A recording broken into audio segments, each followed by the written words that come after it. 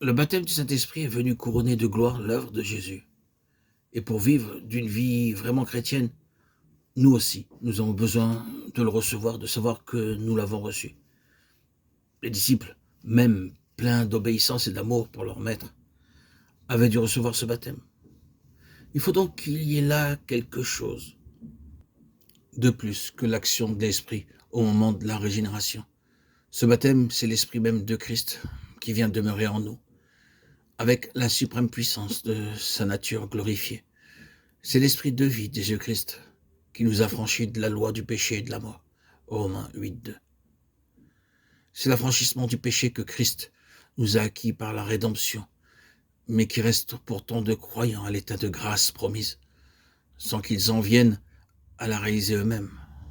C'est cette vertu puissante qui remplit de hardiesse en face du danger, qui assure la victoire sur le monde et sur tout ennemi. C'est l'accomplissement de cette promesse de Dieu. J'habiterai et je marcherai au milieu d'eux, de Corinthiens 6:16. Demandons au Père de nous révéler tout ce que son amour a encore à nous donner. Demandons-le lui jusqu'à ce que notre cœur soit tout plein de cette promesse. C'est lui qui baptise du Saint-Esprit. C'est Jésus qui baptise du Saint-Esprit. Soit que nous ayons déjà reçu ce baptême, soit que nous désirions une nouvelle effusion de l'Esprit, soit que nous voyons là une grâce inconnue à recevoir. Tous, nous devons reconnaître que ce n'est qu'en communion avec Jésus que nous pouvons recevoir et conserver cette vie de l'Esprit, la voir se renouveler en nous. Jésus a dit, « Qui croit en moi, des fleuves d'eau vive couleront de lui. » Jean 7:38. Ce qu'il nous faut, c'est une foi vivante en la présence de Jésus en nous. Et alors certainement l'eau vive aura libre cours. La foi est inhérente à la nouvelle nature. C'est par la foi qu'elle reçoit nourriture et breuvage céleste. Par la vertu de l'Esprit qui demeure en tout croyant, regardons à Jésus comme à celui qui est rempli du Saint-Esprit. Attachons-nous à lui avec obéissance et amour.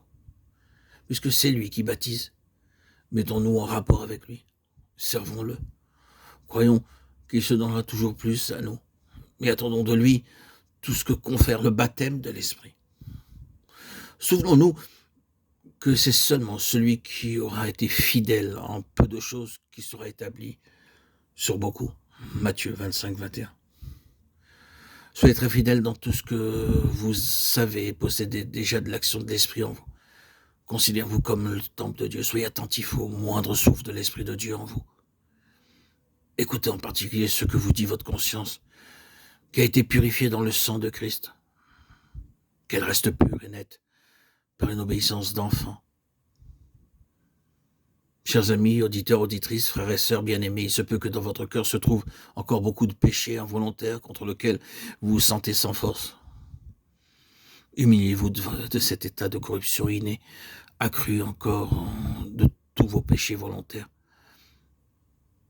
et que tout nouveau péché soit aussitôt placé sous le sang qui purifie.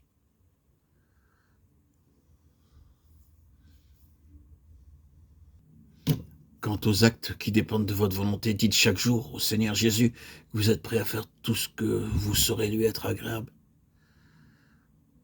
À chaque faute nouvelle, accueillez les reproches de votre conscience, mais que cela ne vous empêche pas de retourner avec confiance à Dieu et de renouveler ce vœu. Je suis prêt à faire tout ce que Dieu voudra de moi. Demandez chaque matin à être guidé dans votre sentier. Croyez que vous le serez. Soyez certain qu'alors la voix de l'Esprit se fera entendre à vous, que sa force se fera sentir. Pendant 3 ans, Jésus a préparé ses disciples à ce baptême. Et ce n'est qu'après cette école préparatoire que cette grâce leur fut accordée. Soyez vous aussi, frères et sœurs en Christ, chers amis, son disciple obéissant et docile. Bien-aimés, confiez-vous en lui et vous serez ainsi préparés à recevoir le baptême de l'Esprit.